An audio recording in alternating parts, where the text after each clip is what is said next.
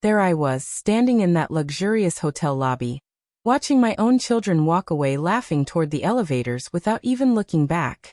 Sarah, my daughter-in-law, had just said something about finally being free from the burden, and they all laughed. They had no idea I heard every single word. They had no idea I'd paid for every penny of that $4,200 reservation with money I'd saved for 8 months, selling my homemade apple pies every Sunday at the farmer's market, hiding each dollar in an old coffee tin behind the flour containers. They also had no idea what I was about to do to them. But let me take you back to where this all began, because this story started 3 weeks earlier on a Tuesday afternoon when the winter sun was streaming through my kitchen window. I was making my usual afternoon tea, the same ritual I'd followed every day since becoming a widow 4 years ago, when my phone rang. It was my eldest son, Michael, using that sweet, honeyed voice he always used when he needed something from me. "Mom, I have the most wonderful idea," he said, and I felt that familiar flutter in my chest that came whenever my children actually included me in their plans. "What would you think about all of us taking a family vacation together for the holidays? Just like we used to do when Dad was alive." His voice was so excited I could practically see his smile through the phone. "I found this amazing resort on the coast, pools, restaurants, activities for the kids. It would be absolutely perfect, Mom." I set my teacup down with trembling hands, feeling tears of joy well up in my eyes. It had been so incredibly long since I'd felt truly included in anything more than obligatory holiday dinners where I sat quietly while they discussed their careers, their travel plans, their futures. I was always the one serving the meal, clearing the dishes, washing up in the kitchen while everyone else moved to the living room for coffee and conversation. I was invisible in my own family. "That sounds absolutely wonderful, sweetheart," I replied, fighting to keep my voice steady. "When were you thinking?" "The first week of January. 7 whole days, Mom. Picture it, me, Sarah, Daniel, and Lisa, all the grandkids, and you, of course. One big happy family again." He paused, and then added what I now know was the trap. "There's just one tiny detail, Mom. The resort requires one person to handle the entire reservation. Would you mind taking care of that? We'll all split the costs afterward, obviously." Of course, it was always like this. I was the one who handled the paperwork, put my name on the line, dealt with all the complications while they enjoyed the benefits. But this time felt different. This time felt like my chance to finally do something special for my family, to show them how much they meant to me. That same afternoon, I called Sunset Paradise Resort. The receptionist had such a warm, professional voice when she answered. "Sunset Paradise Resort, how may I assist you today?" "I'd like to make a reservation for 12 people," I said, my heart racing because I'd never organized anything this elaborate before. "For January 2nd through the 9th. I heard the gentle clicking of computer keys. "Perfect, ma'am. That would be 5 family suites, all-inclusive with access to all amenities and activities.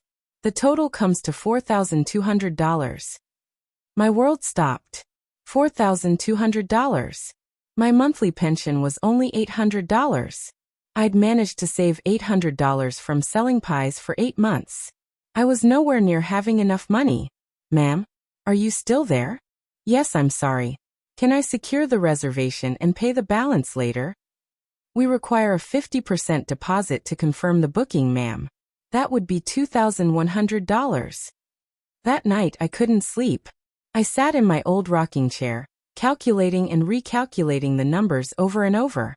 I had $350 in my checking account, some emergency savings I'd been guarding carefully, and my wedding ring. The ring my husband David had given me 42 years ago with its small but perfect diamond that caught the light so beautifully. The next morning, I walked into Miller's Jewelry downtown. Mr. Miller was an elderly gentleman who'd known our family for decades. "Eleanor, how lovely to see you. What brings you in today?" "I need to know what you'd offer me for this ring," I said, sliding my wedding band across the counter. He examined it carefully with his jeweler's loupe, turning it slowly in his weathered fingers. "It's a beautiful piece, Eleanor.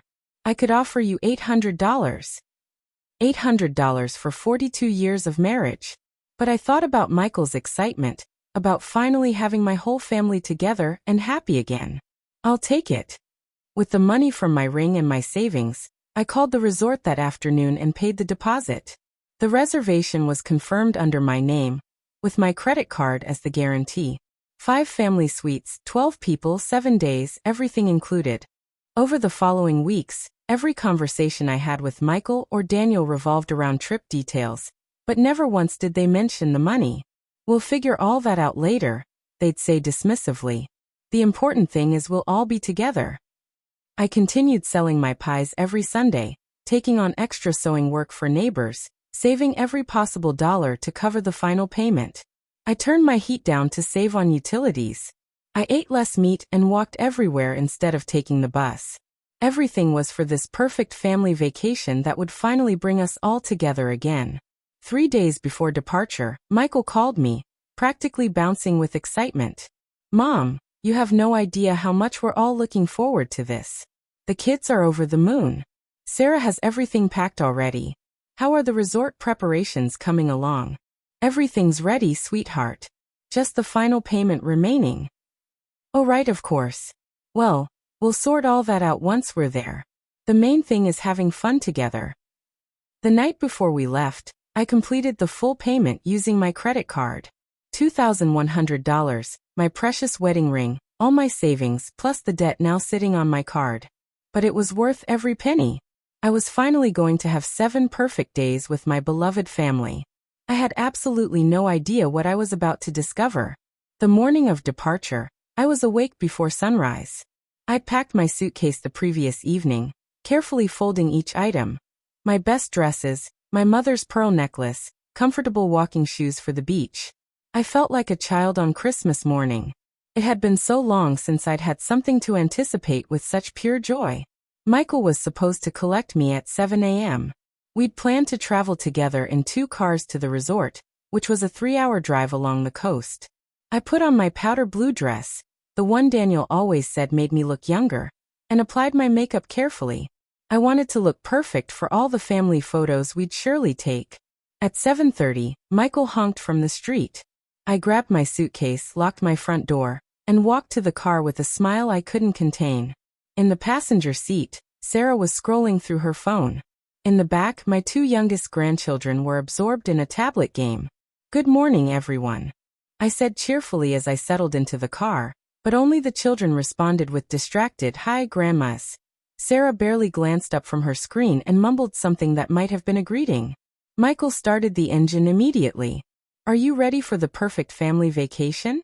I asked, trying to spark some enthusiasm. "Sure, Mom," Michael replied, but his voice sounded tired and distant. During the entire drive, I tried multiple times to start conversations. I asked about Michael's work, their plans for the resort, whether the kids knew how to swim. Every response was monosyllabic or half-hearted smiles that faded quickly. Sarah kept texting constantly, occasionally laughing at something on her screen. "Something amusing?" I asked once, hoping to be included in whatever was entertaining her. "Just my girlfriend's group chat," she answered without looking up. "Nothing you'd find interesting." I spent the rest of the journey staring out the window at the passing farmland, small towns, and trees just beginning their winter dormancy. I thought about all those pies I'd sold to pay for this trip, about the nights I'd stayed up late sewing to earn extra money, about my wedding ring now sitting in Mr. Miller's safe. When we arrived at Sunset Paradise Resort, my breath caught completely. It was even more stunning than the online photos had suggested. Magnificent palm trees swayed in the ocean breeze. The gardens were perfectly manicured with flowers in every color imaginable, and the white building facade gleamed brilliantly in the midday sun. The entrance featured elegant water fountains creating the most relaxing sounds, and I could hear the gentle crash of waves in the distance. "What an absolutely gorgeous place," I exclaimed, feeling my heart swell with happiness. "I can't believe we're actually here." The children jumped out excitedly and ran toward the entrance. Michael and Sarah began unloading suitcases from the trunk. Just then, the second car arrived with Daniel, Lisa, and the rest of our family. My 17-year-old granddaughter, Marina, was the only one who came to embrace me. "Grandma, this place is incredible," she said, her eyes sparkling with genuine excitement. "Did you see the pool? It's enormous, and they have nightly entertainment and themed restaurants." "I know, darling. It's going to be the most wonderful week, I replied, stroking her soft hair. At least someone shared my enthusiasm. We all entered the lobby together, and I approached the reception desk. The area was breathtakingly spacious and elegant, with marble floors reflecting light from crystal chandeliers, white leather furniture, and tropical plants in enormous decorative pots.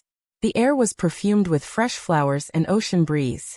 "Good morning," I said to the receptionist, a young woman with the kindest smile. "I have a reservation under Eleanor Watson." She typed efficiently and smiled warmly. "Of course, Mrs. Watson. We've been expecting you. 5 family suites, 7 nights, all inclusive for 12 guests. Everything is perfectly arranged." While she prepared our keys and explained the resort services, I overheard my son speaking quietly behind me. "5 suites," I heard Daniel whisper to Michael. "I thought you said this would be simpler." "Mom handled all the arrangements," Michael replied. "We'll figure out the cost division later." The receptionist handed me elegant palm tree-shaped keychains. The suites are all on the 3rd floor with ocean views. Breakfast is served from 6 to 10 a.m. in the main restaurant, lunch from noon to 3 p.m., and dinner from 6 to 10 p.m. You have complete access to the spa, pools, sports activities, and evening entertainment. "How wonderful!" I exclaimed, my heart beating with pure excitement. "Did you hear that, children? We have access to everything." But when I turned around to share my joy with the family, I froze completely. There was absolutely no one there. Michael, Daniel, Sarah, Lisa, and all the grandchildren had vanished. Only Marina remained, looking at me with the strangest expression. "Where did everyone go?" I asked, feeling my stomach drop. "They went to the elevators," she replied, biting her lower lip nervously. "Dad said they were going to settle into their rooms and meet up later." Without waiting for me, without the keys, without even saying goodbye, Marina didn't respond, but I could see in her eyes that she wasn't telling me everything. We walked toward the elevator area, but there was no sign of the family anywhere. We rode up to the 3rd floor and searched the hallway, but it was as if they had completely disappeared. "Marina, what exactly is happening here?" I asked, my voice beginning to shake. She sighed deeply and pulled out her phone. "Grandma, there's something you absolutely need to know. They have a family group chat."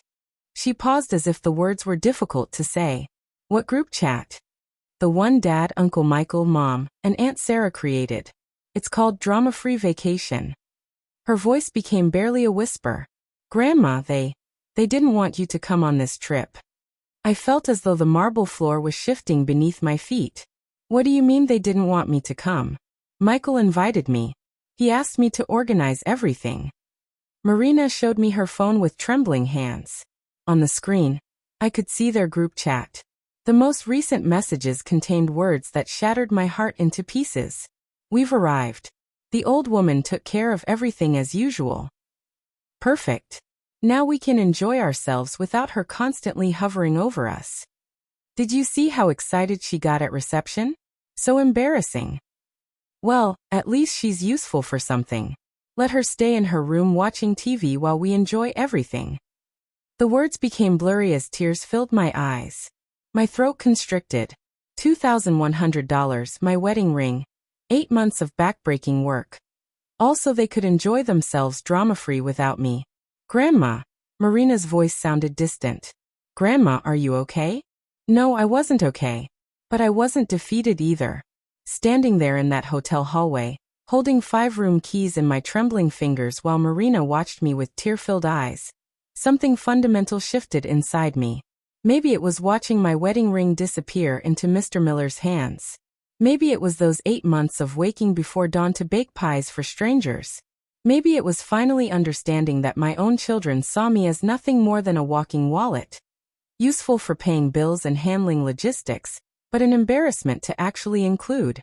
"I don't know yet, sweetheart," I told Marina, wiping away my tears with the back of my hand.